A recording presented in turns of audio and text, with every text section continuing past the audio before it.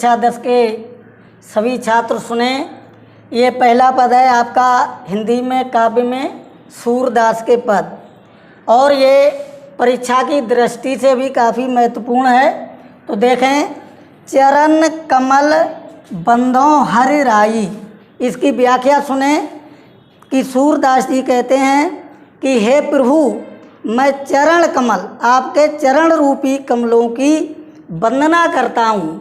हे प्रभु, हे भगवान श्री कृष्ण, मैं आपके चरण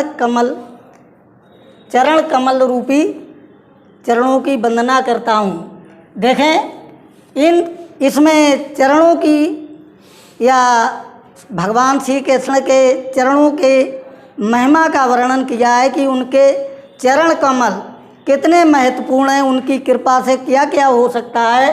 तो देखें, जाकी कृपा से अर्थात भगवान श्री कृष्ण के चरणों की कृपा से पंगु गिर लंगय, पंगु मानी लंगड़ा व्यक्ति भी, गिर मानी पर्वत को, लंगय मानी लांग सकता है या पार कर सकता है। अर्थात भगवान श्री कृष्ण के चरणों की कृपा से लंगड़ा व्यक्ति भी बड़े बड़े समुद्रों को पार कर सकता है। अंधे को सब कुछ दर्शाई, अर्थात भगवान श्री कृष्ण के चरणों की कृपा से अंधे व्यक्ति को भी, अंधे मानी अंधे व्यक्ति को जो जिसकी बिल्कुल आंखें नहीं है या जिसे बिल्कुल दिखाई नहीं देता है, उसको भी सब कुछ दिखाई देने लगता है। अगली लाइन सुने, बहरो सुने, अर्थात भगवान श्री कृष्ण के चरणों की कृपा से बहरा व्यक्ति सब कुछ सुनने लगता है। गूंगा पुण्य बोले, गूंगा मानी जो जिसके जीव नहीं है, अर्थात जो बोलने में असमर्थ है, तो जिस पर भगवान श्री कृष्ण के चरणों की कृपा हो जाए तो गूंगा व्यक्ति भी बार बार बोलने लगता है। रंक चलय सिर छत्र धराई, रंक मानी गरीब भिखारी, अर्थात जिस पर भगवान श्री कृष्ण के चरणों की कृपा हो जाए तो भिखारी भी व्यक्ति चलय मानी चलने लगता है, सिर मानी सिर पर, छत्र मानी मुकुट धारण करके, अर्थात राजा भी बन जाता है।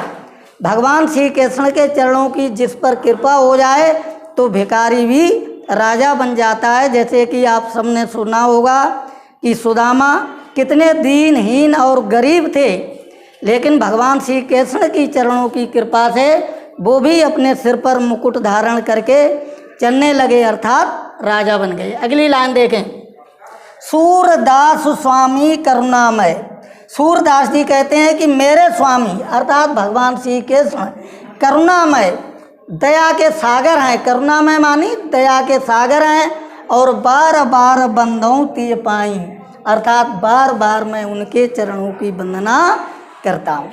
तो ये तो रही आपकी व्याख्या। तो व्याख्या आप कैसे लिखेंगे?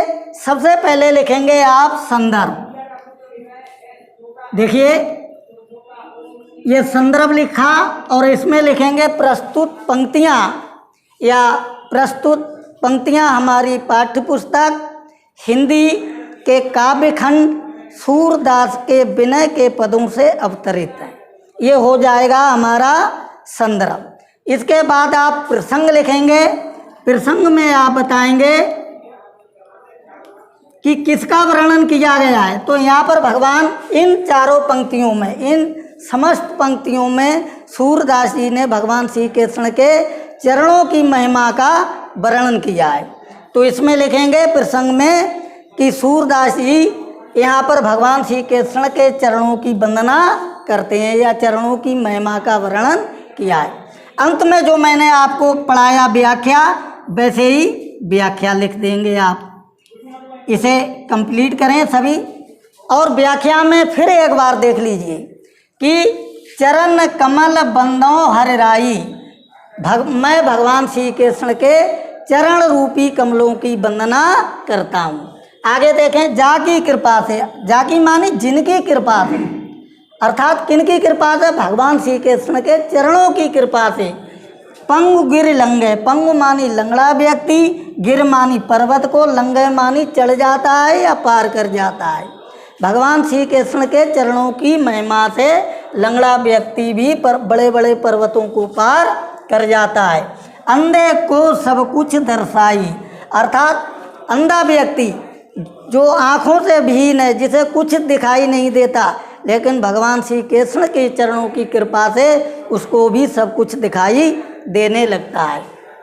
बहरो सुने, अर्थात बहरा व्यक्ति जिसके कान बंद हैं, जिसे सुनाई नहीं देता, लेकिन यदि वो भगवान श्री कृष्ण का भक्त है और भगवान श्री कृष्ण के चरणों की महिमा हो जाए तो उसे सब कुछ सुनाई देने लगेगा। और गूंग पुण्य बोले, गूंग मानी गूंगा व्यक्ति जो बोलने में असमर्थ होता है, भगवान श्री कृष्ण के चरणों की कृपा से बहरा व्यक्ति भी सब कुछ बोलने लगता है।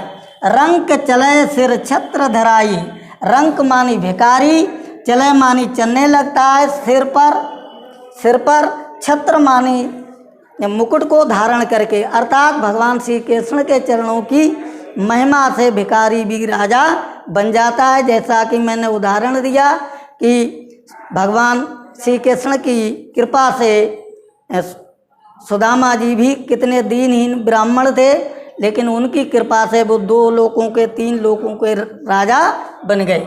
ऐसे ही सूरदास स्वामी करुणामय, सूरदास जी कहते हैं कि मेरे स्वामी भगवान श्री कृष्ण बड़े करुणामय हैं, बड़े दयालु हैं और मैं बार बार उनके चरणों की वंदना करता हूँ। अब देखिए अंत में इसमें काव्य सौंदर्य डालें तो इसमें काव्य सौंदर्य में 3-4 चीज़ें आप जरूर लिखें। ये भी 2 नंबर में आता है काव्य सौंदर्य में।